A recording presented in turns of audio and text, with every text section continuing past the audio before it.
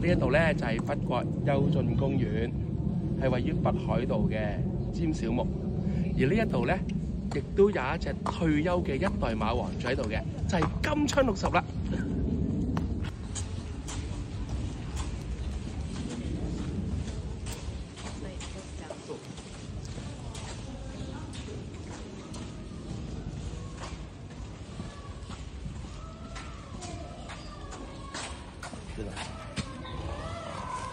運動嚟啊！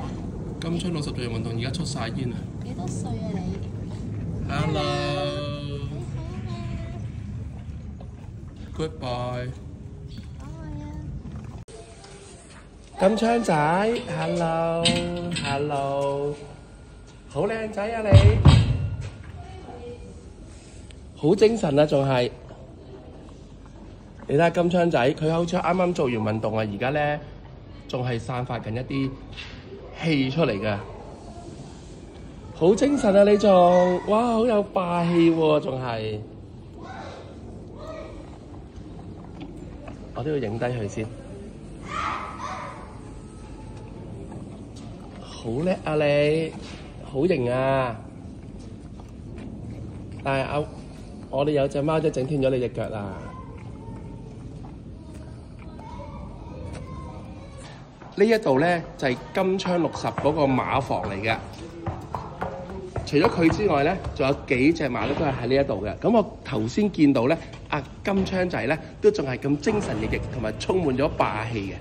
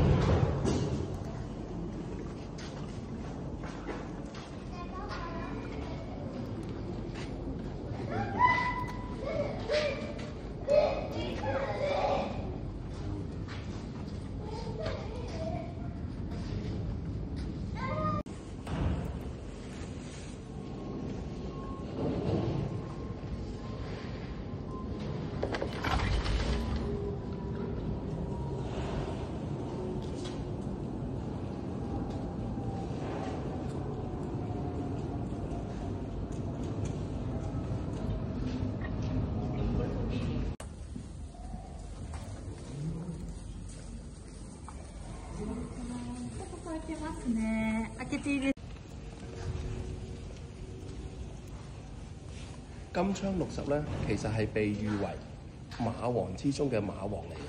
佢嘅戰績有幾巴閉啦，相信好多人都會知道。